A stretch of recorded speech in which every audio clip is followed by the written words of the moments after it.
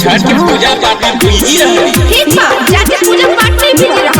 ये हमार बाबू, ये हमार सोना, फोन मत काटिए प्लीज। अच्छा ठीक बा, बोला। छठ के दिन पे हो बाबू रहनी बिजी हम। अच्छा, इतना बिजी बाड़ा? छठ के दिन पे हो सोना रहनी बिजी हम। ओके। सुबह काम करते करते निकल गइल दम।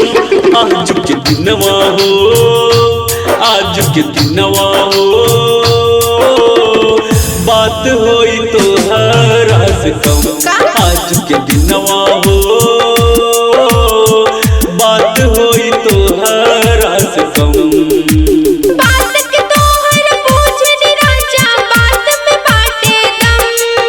ओके, थैंक यू मेरी जान। हाँ, बात के तोहर पूछनी राजा, बात में बाटे दम। हाँ, साझे घाट पे मोरे राजा, तुमसे मिलब हम। साथे अरग हो, साथे अरग हो, छठी मई के देहब सनम। साचो? साथे अरग हो, छठी मई के देहब सनम। डीजे सनी, डीजे सनी।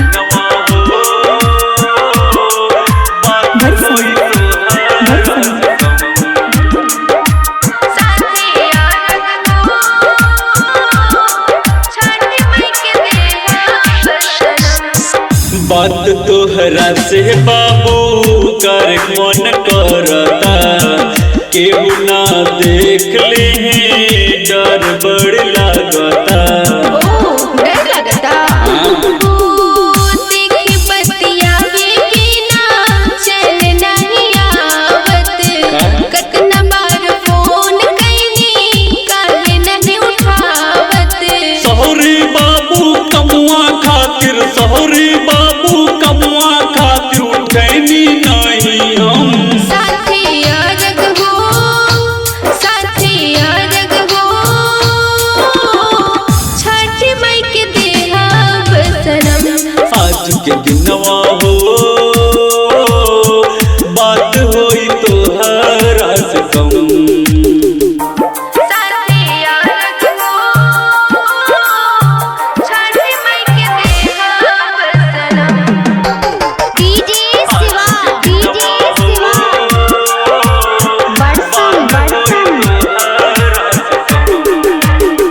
अरग के बेर भइल फोनवा हमारा कतानी, सज दज के घटवा पे मिले हरानी। ठीक बा, जरूर आई। विश्वास बा। तोहरा संग सेल्फी खिंचा के रखब हम निशानी।